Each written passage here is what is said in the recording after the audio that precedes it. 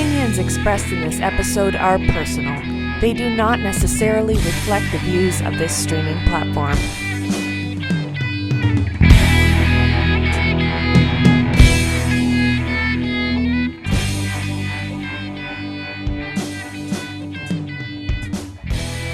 Good day, everyone, and welcome to another edition of Let's Be Diverse. I am your host, Andrew Stout. This episode is dedicated to all my loved ones who supported me through this journey. Our topic today is how AI impacts leadership. It's something that I've been kind of thinking about quite a bit lately, just due to the AI and how popular AI is, and everybody's talking about it. So I thought it would be a great topic. And today, I'm so lucky to have on as a returning guest, Sarah TV Russell.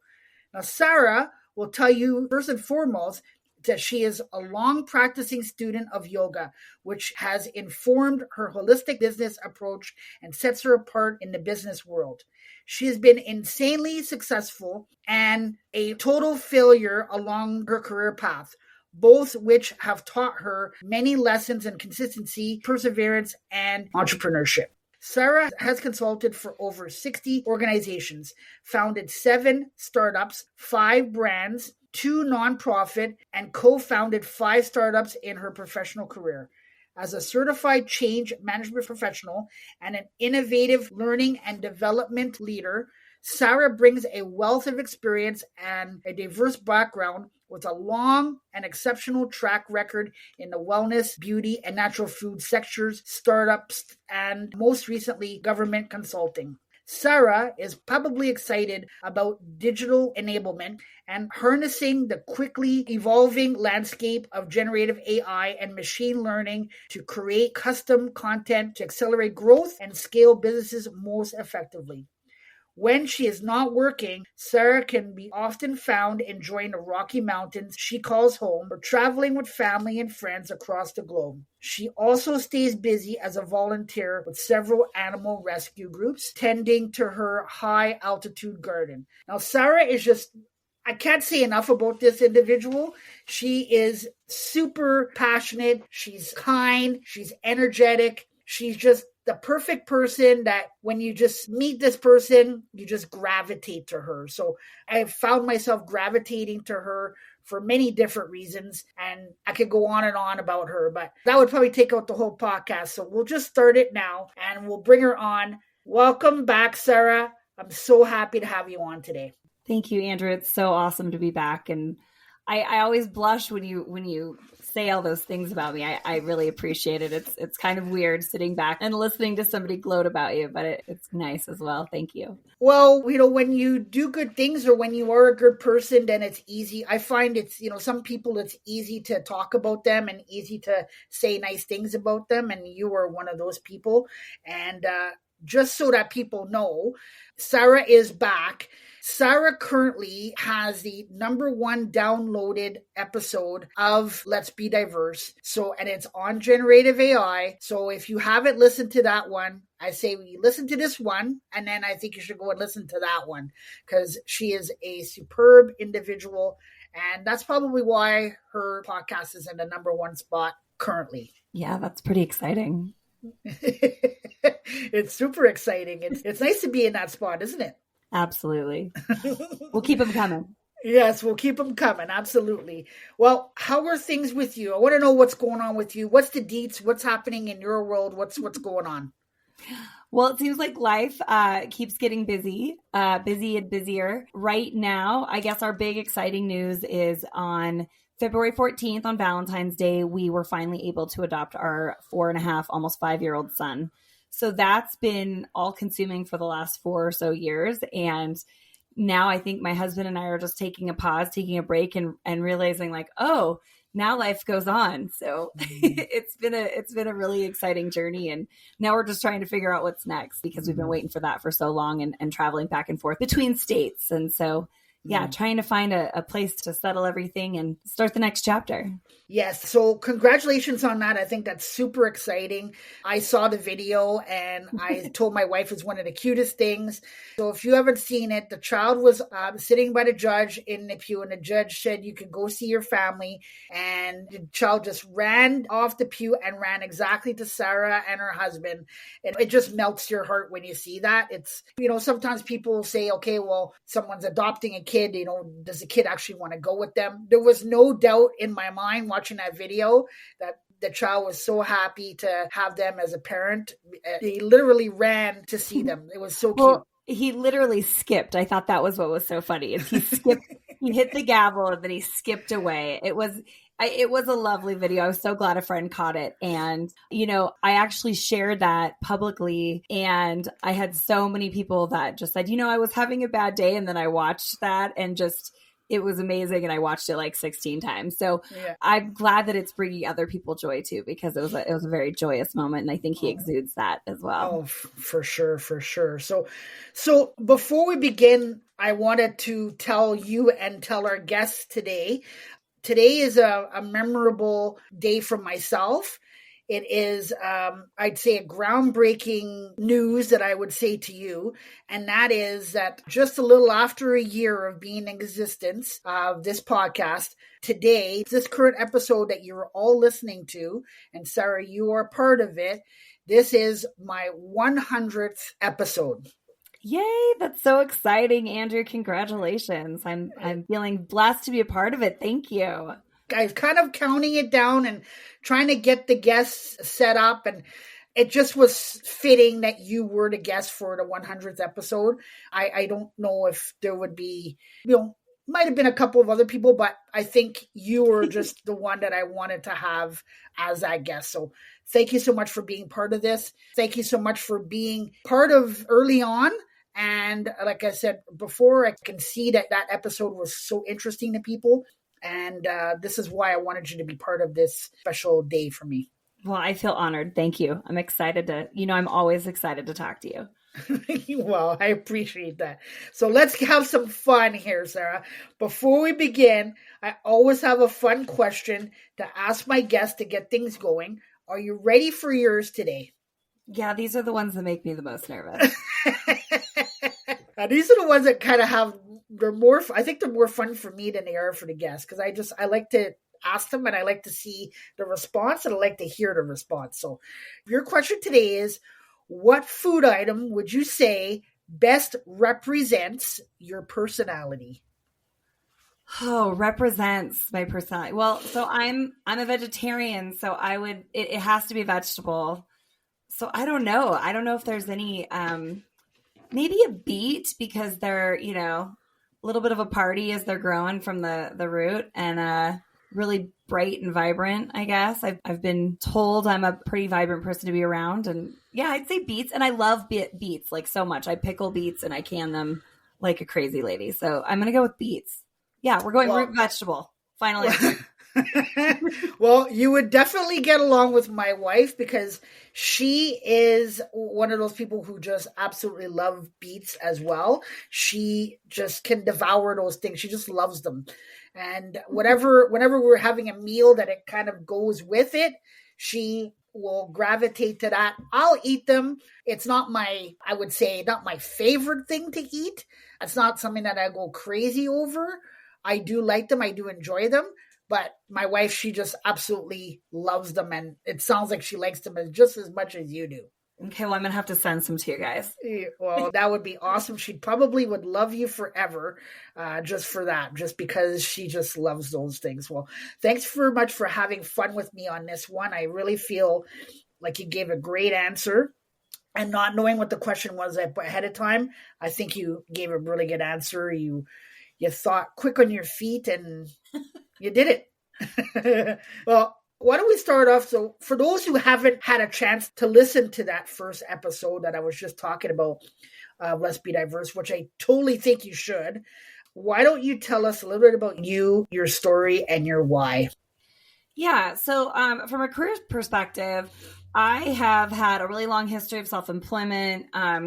working as both a yoga instructor and then also scaling wellness businesses, and then, also tech startups. And now I do work for a consulting firm for the government here in the US. And I have loved every moment of that journey. And I've just learned and grown so much with each new thing that I'm diving into.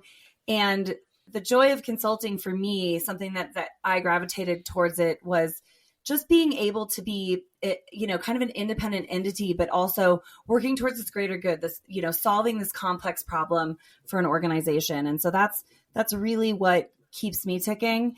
And with all of the boom of AI that's entering, generative AI that's coming to the scene right now and powering so many possibilities for so many fields, and just the rapid pace that we're moving in. I love that pace. It reminds me of those small tech startups that I hold near and dear to my heart, just the speed and pace at which it moves. And so that's really where I come in. I love thinking through processes for animating, the mundane, getting rid of those extra things to do, and creating a more rapid and better, more efficient procedure and process to put in place. And so AI has been that for me from a learning and development standpoint, because that's really my bread and butter and what I love the most about all of this that I've done. Working at building trainings and utilizing the new capabilities of generative AI have been amazing, for everything from ChatGPT, which we talk a little bit about in the previous episode that I was in, just for script writing and things like that, to, really using a software that I love called Synthesia. Maybe I shouldn't pitch a software on here. Maybe they'll give you lots of money now, but I absolutely love it. I think it's hands down the best thing out there right now. And then I've also been developing my own AI software. So I look forward to being able to share that in the coming months as well. And that's a video generation software with a voice component and, inputting script, and hopefully it'll all come together. But I look forward to sharing that at a later time. But those are the things that excite me. I do have a background in film. Way back in the day, I went to film school. So it's funny, 20 years later, my careers have all just kind of melded together and created this life and career that I really, really love. And getting to talk to you about AI and how we use it is even better. So what I love about your story here is, so I'm sure that the listeners will hear it. I feel like it's so evident, and that's your passion. And I feel like when people are either starting a business or starting their careers, a lot of people have trouble, or they struggle with finding that passion.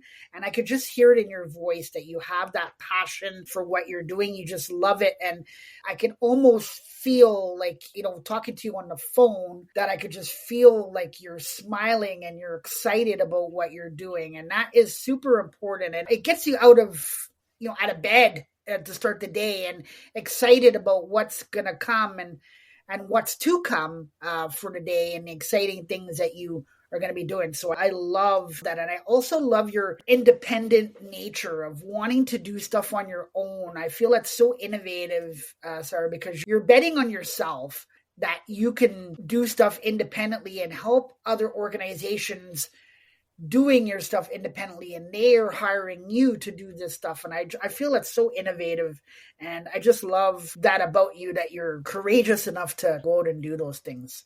Well, thank you. Yeah, I think it's just in my nature. I don't know any other way to be. So I go after what I want. Yeah, and that's the best way to be. I totally agree with you. If you have something and you have a goal, just do it. Go after it. Don't wait. I totally agree with you. So we all know that leaders are always looking to find different ways to make decisions. What are some of the ways AI can help leaders make decisions? Well, I think that really, I'd say the first and foremost, the number one thing that it can do is it can assist in gathering data and automating things that would otherwise be manual, and making decisions, like the process of decision making, offering those valuable insights, automating routine tasks, analyzing like just so much data that someone couldn't sift through it on their own. And so I think that those things are ways that it can help a leader kind of narrow down what it is that they need to do or find.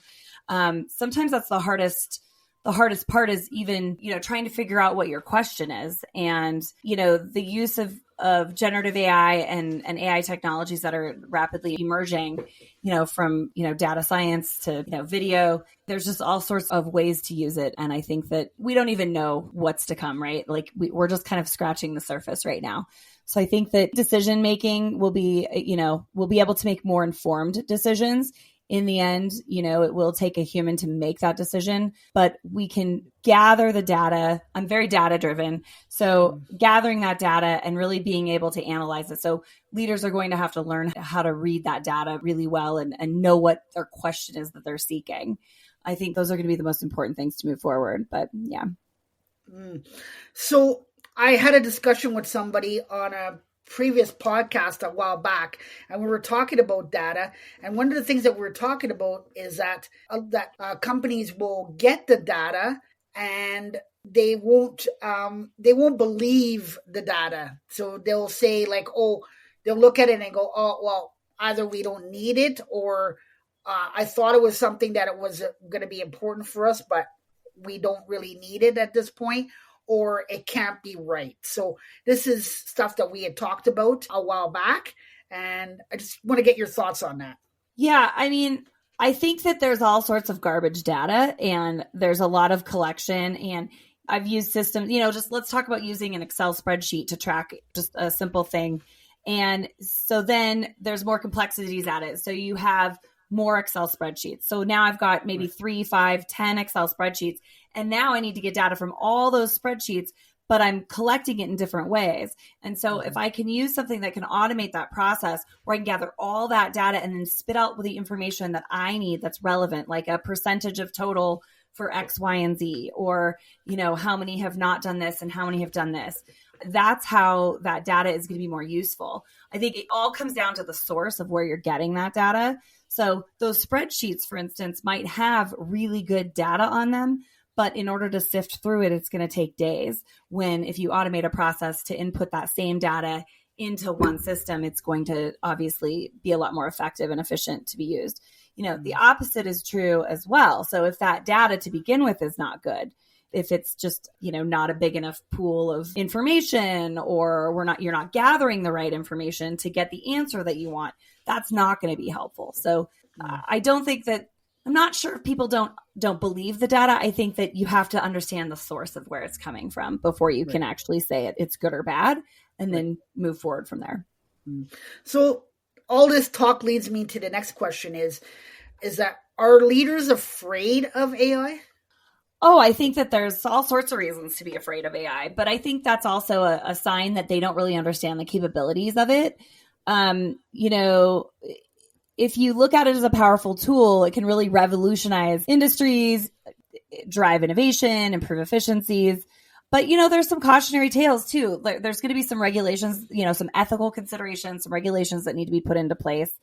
And, depending on what side of, from a startup, from like the startup business, there's a fear of disruption, but great things happen with disruptors. And so there's a huge opportunity for startups, for more mainstream kind of, if you look at what happened with Kodak as digital moved away, people using film less, they weren't ready for that. There was this disruptor that they weren't prepared for, and they, really lost a lot of business, and they're not the leader anymore. So, I think that there needs to be a lot of horizon scanning in order for a leader to feel comfortable with it. But overall, it's a lack of understanding. And then I think once they harness that and recognize that if you can become someone who can master learning how to utilize the systems and the processes and, those AI technologies, your job's not going anywhere. Your job may shift and change quite a bit, but you're going to be a valuable part of how that AI moves forward. And I think that's what leaders need to consider. It's interesting that you use the word disruptor. So can you kind of go into a little bit more in depth of that? Like when you say disruptor, because people would maybe kind of think like, disruptor, like causing issues, causing problems. But is AI like causing a problem that you think, and a problem for leaders to help lead their teams? Yeah, I mean, I think it just depends on the industry and the leader, right? But so, a disruptor is something that brings something new. Like let's look at how people used to hail a cab, and then Uber and, Lyft and those types of rideshare platforms came on the scene. That's considered a disruptor. So when you're disrupting something, you're just changing the way that people go about things. Over a decade ago, two decades ago, we didn't have smartphones, and now everyone's got a computer in their pocket. I remember sitting in high school math and my teacher saying, it's not like everyone's going to have a computer in their pocket. So you need to, remember how to do this times this. And it's kind of funny how, like, we didn't even know what we didn't know. Right. So that's essentially what a disruptor is. I can't tell you what the disruptors are going to be because, they're just so unknown. But the technological advances and the pace that we're moving in, there's definitely going to be something else. I mean, I can tell you right now, just looking at like Sora, excuse me, ChatGPT just came out with that new video. It's essentially ChatGPT for video. So you input your information on what you want the scene to look like, and boom, you have a film scene, right? It's a film set. That's a huge disruptor because we need to figure out like how that integrates to Hollywood, and how someone like me who works in talent management, learning and development, how I can actually use, things like that, those kinds of videos to actually enhance the learnings that I'm creating. I mentioned Synthesia earlier, but using an AI technology with an avatar rather than having to get a whole film crew together to have a SME on set and then somebody to film it and then edit it and then lay over any other voiceover or PowerPoint slides or whatever it is that's needed. And instead I can just get the information from the SME, create the video with a script, boom, it's ready for consumption. So I think that it's just a matter of how we charge ahead with it, right? It's definitely, disruption is a good thing, but there are boundaries and limitations, and we have to make sure that we're moving in the right direction and using it ethically. And I imagine, like you said, designing courses, I imagine that it's going to make it a lot easier for, let's say, so for companies that want to design, let's say, like an e-learning course, I imagine it's going to be a lot easier to develop that as well. Yeah, absolutely. And, I am always a champion of the mom and pop shop. Like, I was an independent business owner for so long. And at the time, in the early aughts to mid aughts or to the teens, it was really, there was a lot of changes happening very quickly, but it was very challenging to understand how to like really get yourself out there with marketing, and you're up against these bigger budgets. And I feel like there's an ability to level the playing field for the smaller guys. Mm-hmm. At the same time, the bigger players have more money and can throw more at it. So right. I think it's just going to be this, this constant ebb and flow that we're going to continue to see. Mm. So can leadership be replaced by AI, or do you think it's going to be replaced by AI? I don't think that leadership is going to be replaced. And, I've heard a lot of different statistics on how many jobs are going to be lost. And I think I wrote it down somewhere. But, by 2030, I think that there's going to be a potential displacement of like 400 million or 800 million jobs. I know it's a very broad range, but it's somewhere in there. So, there's going to be a lot of displacement of jobs. But what we haven't considered is all the jobs that are going to be created from that. And like I said, leadership is going to change it's going to change what leadership looks like. So someone who's harnessing those technologies is going to do going to be a lot more effective in their role as a leader. The thing about AI technology is like, you can't teach empathy. You can't teach soft skills. You can't teach like this conversation that we're having. Like, we could program something to answer your questions and, it could come out of ChatGPT and be the scripted thing. But you're not going to, like you said earlier in the conversation, I'm passionate about this. You're not going to have some AI technology that's passionate and like wanting to tell you what's next. Right. And that's where the disruption comes in too. So leaders are going to have to disrupt, but using predictive analytics, automation, AI can help with those decision support, but really that personalization, that empathy, communication, collaboration, those are all things that are still going to need leadership, probably more than ever, right? Mm-hmm. Because everything else is going to be so automated that those skills will be so much more needed. And I think that leaders will be able to use it in some capacities, like you said, for the greater good and to help them to develop what they're looking to develop or helping develop stuff for their team. So I think, like you said, if they are okay with it and they are pro AI and Chat GPT, well, then it's going to make it easier for them. And like you say, the ones that are kind of not with it or behind the times, or, someone who's been a leader for X number of years and has been doing it a certain way and now going to change things, I feel like they're going to struggle with it. So I think, the more that you learn, I think the more that you understand it as a leader, I think the better it's going to be for you and for everybody. Absolutely. Yeah. And I think if we just look at it as a tool to support and enhance that human leadership, because the human touch is the interpersonal skills, the emotional intelligence, the ethical judgments that they can make. If those things can better inform those decisions and working through those issues that arise, then better. But yeah, it'll never be able to replace a person. You're right. So I know we probably did answer it, but let's go in a little bit in depth here. What do you think the future is for AI? Do you think it's going to impact leadership majorly? Do you think it's going to change it a little bit? Like, what do you see? Because you're in it every day. You see the data, you see all the numbers. What do you see?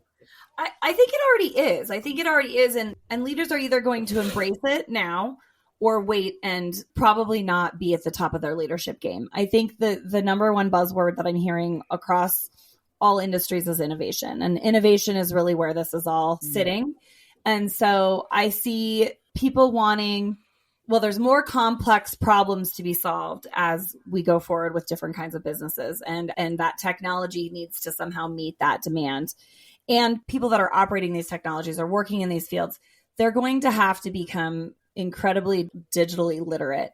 And so I think that's probably the number one thing that we're going to see. Anybody that's looking to get into leadership in the future, like, great, go after your MBA, do those things, but really focus on what kind of technologies are on the horizon and what's coming and what the future of leadership looks like. I think that's where universities struggle to keep up because they have to stick to curriculum and they build it, and then it has to get approved and it has to go through all these bureaucracies. And sometimes just like getting in the trenches and getting your hands dirty is the way to do it. So the other part of that is leaders now who maybe have been leading for 20, 30 years, they're going to have to make a shift. So, you've got these new adopters who are, this younger generation who really they've only grown up with technology. So this is kind of the next natural progression for them. And I think it'll be easier for them to adopt. What I see when I work in digital technology and digital enablement for a workforce is I see people who are, I don't want to say older, but maybe people who have been in a role for a long time. They don't understand the reason why they would need to shift or the reason they would need to learn a new skill or a new technology. And so I think building that growth mindset is going to be so important for that innovation, and it's a part of innovation. And that's where you then become, a little bit more competitive by building in that digital literacy for your staff. So yeah, I see all sorts of changes coming down the pipe. I love when you use innovation. I use that word, and I love that you said it's a buzzword because there are a lot of buzzwords out there. Innovation is one of them. I hear a lot of people saying innovation or talking about somebody when they say, that they are innovative. And I do feel like, a leader, if they want to progress and they want to go with the changes, you don't have to necessarily become a Chat GPT or AI guru or genius, but I feel the more familiarity that you have with it as time goes on, I feel like it's going to be a lot easier for you because you'll be a little bit more familiar and you'll be able to more answer more questions as the more that you know. Yeah. And I think that the other, you just kind of touched on it, but I think what people will really need to do as leaders is come up with those ethical guidelines and build SOPs around how they use that technology. So you mentioned a leader, you're going to maybe know about ChatGPT. You don't have to be the expert, but you might want to have some policies or start working right now, build policies in place on how your workforce uses it. Is there data on your intranet that you do not want out in public? Do you have a way to create your own version of ChatGPT internally where you can sort, if you've got that kind of tech ability. I know a lot of companies are, they have those internal search engines that can find everything. Well, that would just be like another step up, right? So I think that's where you're going to see a lot of leadership changes is like just trying to build these ethical qualifications and guardrails, if you will, around these technologies. And you could tell me if you think I'm off base here, but I feel like the people that are going to struggle are those companies that have been in existence for 20, 30, 40, 50 years, started by somebody's grandfather or dad, and they're no longer involved, but the younger ones are involved, but they were taught by the originator, the original person, the original Joe of the business. So they've only been taught how to run the business that particular way. So I feel like those are type of instances where I feel like are going to struggle because we're so used to doing it the old way that all of a sudden this new thing is coming in, and maybe they might be like, oh, it's not going to be anything big. Just like you said earlier, being in school and your teacher's like, no, not everybody's going to be carrying a computer in their pocket. And here we are now. I mean, I don't know anybody that doesn't have a cell phone. And if they do, it's kind of weird. Whereas back then it'd be like, oh, it's weird. Like, wow, you got a cell phone? That's kind of cool. Now it's like everybody has one. So like I said, if you don't have one, you're kind of like, what do you mean you don't have a cell phone? Like everybody has a cell phone. Like, what are you talking about? I think you're right. So it's a yes and scenario. I think that those, if they're just handing it down to family, like hopefully they've got people that are running it in the right way. I think all sorts of businesses are going to have to evolve. I mean, we saw it happen when websites came on, right? Like for a while it was, like you could only do brick and mortar, and then people started getting websites, and then people started being able to sell on Amazon. So things have continued to move forward. And I think that people know that if they don't have a website, they're not going to get found. Like that, there's just no way about it, right? And so I think that these similar things are going to happen. I used Kodak as an example. That changeover from film to digital was so huge. And it changed, Kodak was one of the most powerful companies when it came to their profit share and how well they were doing as a corporation. So I think those are lessons to be learned. And I'm sure that there are university classes studying those kinds of things. And I think that those are going to be the lessons that people need to look towards, like learning from other people's mistakes. And there are absolutely going to be things that come up in the future that, maybe our phones in our pockets right now obsolete, because maybe it's maybe it's a microchip in the back of your head. Maybe it's a hologram that comes out of your watch. I don't know what it is, but I think that there's always going to be something new. Absolutely. So Sarah, how do you think your hometown or city that you grew up in molded you into the person that you are today? Ooh, that's a that's a 180. I think that's a little bit of a loaded question. I grew up, I shouldn't say strange. We were expats when I was a kid and always had a family farm in northern Idaho. So I kind of had, I would say it's definitely lent to my sense of adventure a little bit, because I went from, going to a Catholic school in San Jose, Costa Rica to a rural public school in northern Idaho. So, I went from being a minority to never seeing a minority. So it was I would say, I think that maybe I have a different outlook on things just based on that experience and being the other and being, the one that fits in and homogenized. But I think that sense of adventure comes from it. I think that's where I get that, not the passion, but my independence to drive forward and be an entrepreneur. I think that quality comes from that, just because I'm always home wherever I am, right? Wherever my head lays down on a pillow, I'm home and I'm comfortable. I don't get travel anxiety or anything like that. And I think that kind of travels into my career as well. It's uncomfortable shifting careers. I've done it a lot, or industries at least, for sure. And, there's always a learning curve. There's always a shift. And I tend to just love it. I think I thrive on it. And I think I kind of enjoy the rush. It's probably what an actor experiences before they go out on stage, right? That excitement. I love that. I love everything you said there. And I have to agree with you. I think that, how you grew up and the different places that you went, this place you went to school and seeing all the different things that you've seen, I think has given you your passion and the inability to not be afraid of doing something new or trying something new. Some people who maybe never traveled a lot when they were a kid, and then all of a sudden they had to travel. It was a little bit harder for them to move somewhere or what have you, where you would seem like you had that, you learned early. And so when it came time when you were older, it was easier for you to do that. So yeah, I think it's spot on. Thank you. You're very welcome. Any final thoughts today? I don't know, Andrew. I just have to shamelessly plug that everyone needs to find us on LinkedIn.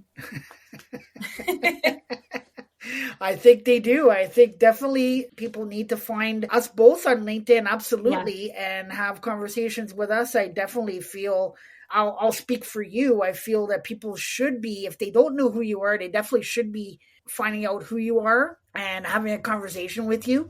And like I said earlier, I feel like if they do, I feel that it won't take them very long to gravitate to you just because of your compassion and your passion and your overall friendly and outgoing personality. I feel like people will just gravitate to that. And then to hear your innovation and hear knowledge in this space is going to keep people dedicated and wanting to learn more from you. So I definitely agree with you on that. And that's why I want to take the time to thank you. You have been one of the biggest supporters of me from the get-go since we met. And to have you a part of this very special episode means I can't tell you how much it means to me for you to be part of it. And I couldn't be happier to have you. Oh, thank you. I'm honored to be a part of it. And I just love seeing people go after what they're excited about and their passion. So, the feeling is mutual. I appreciate the conversations. We met on LinkedIn. So that's why I wanted to make sure that we pitched that, because I think that really great connections and our networks can continue to grow. And if anybody wants to reach out to me and talk nerdy, I look forward to it and I welcome it. So, yep. I have your show notes, your information, show notes of the other episode. And I'm going to do the same thing. I'm going to put everything, every place that you can get a hold of Sarah. And I definitely say to everybody that's listening, if you have an opportunity and you want to reach out to her, because I feel like she's going to be so happy to hear from you and have a conversation with you for sure. Yes, looking forward to it. So on behalf of myself and my guest, Sarah, I'd like to thank you all for listening. And until next time, be safe. And remember, everyone, that if we all work together, we can accomplish anything.